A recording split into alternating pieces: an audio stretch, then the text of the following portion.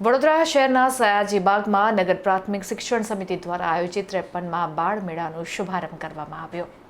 વડોદરા શહેરમાં સયાજીબાગમાં નગર પ્રાથમિક શિક્ષણ સમિતિ દ્વારા 53માં બાળ મેળાનો શુભારંભ કરવામાં આવ્યો હતો।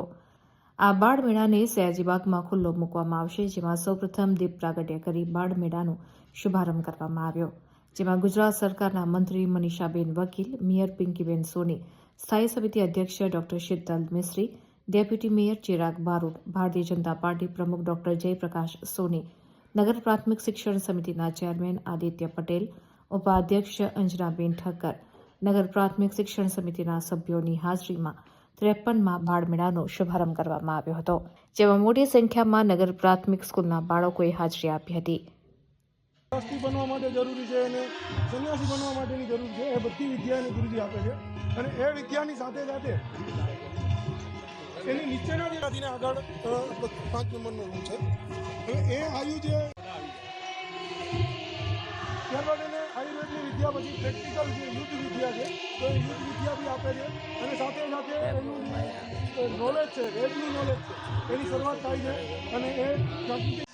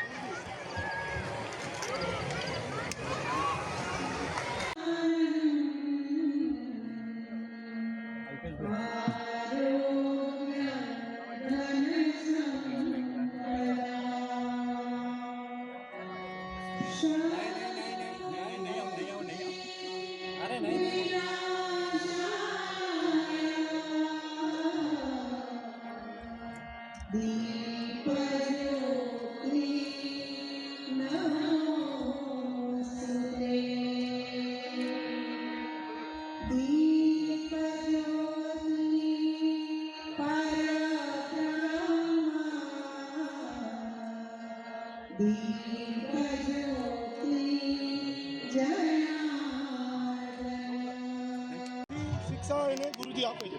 એની યોગ્યતા પૂરી થાય એટલે ત્યારબાદ એની 14 થી 18 વર્ષની જે આયુ છે એ આપણે આગળના રૂમમાં પ્રેક્ટિકલ સમજશું।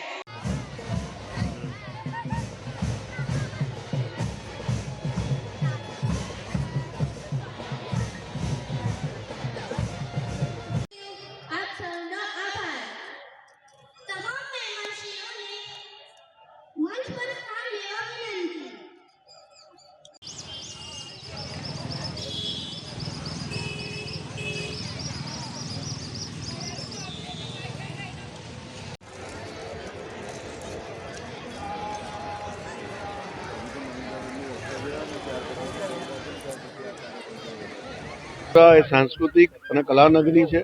એમાં પણ બાળ મેળાનું આતુરતાથી સૌ લોકો રાહ જોતા હોય છે। તો આ બાળ મેળાનું આજે ઉદ્ઘાટન થવા જઈ રહ્યું છે। વૈદિક ગુરુકુળ પરંપરા થીમ પર આખો બાળ મેળાનું આયોજન થયું છે। 24, 25, 26 આ 3 દિવસ બાળ મેળો સયાજીબાગ ખાતે ચાલવાનો છે। આ બાળ મેળાના આયોજન બદલ હું નગર પ્રાથમિક શિક્ષણ સમિતિના ચેરમેન શ્રી આદિત્યભાઈ, વાઇસ ચેરમેન શ્રીમતી અંજનાબેન, નગર પ્રાથમિક શિક્ષણ સમિતિના સભ્યો, શાસનાધિકારી અને પૂરા સ્ટાફને અને જે બાળકોએ બાળ મેળામાં પાર્ટિસિપેશન કર્યું છે સૌ બાળકોને પણ ખૂબ ખૂબ અભિનંદન અને શુભકામનાઓ પાઠવું છું।